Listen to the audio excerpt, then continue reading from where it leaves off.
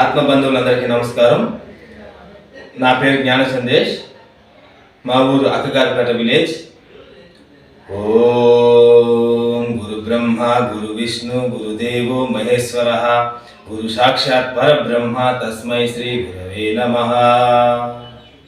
భగవంతుడైన శ్రీ శ్రీ శ్రీ ఆచార్య ప్రబోధానంద యోగీశ్వర్లు వారు రచించినటువంటి ద్వితీయ దైవ గ్రంథం రత్నవాక్యములు అను గ్రంథంలో నుంచి యోహాను సువార్త 14వ అధ్యాయం 7వ వచనం చెప్పబోచున్నాను.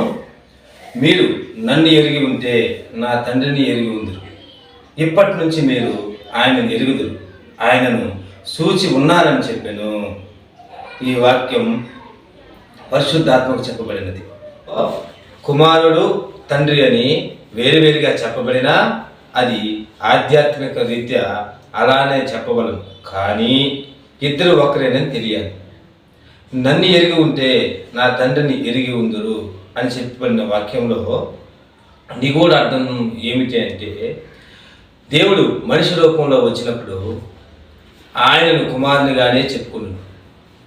కాబట్టి కుమారుని తెలిసి ఉంటే పరిశుద్ధాత్మైన దేవుణ్ణి తెలిసి ఉండవచ్చునని సంపూర్ణంగా ఈ వాక్యంలో పరిశుద్ధాత్మైన యేసు ప్రభు వివరణ ఇవ్వడం జరిగింది. అందరికీ నమస్కారం. ప్రబోధాత్మ.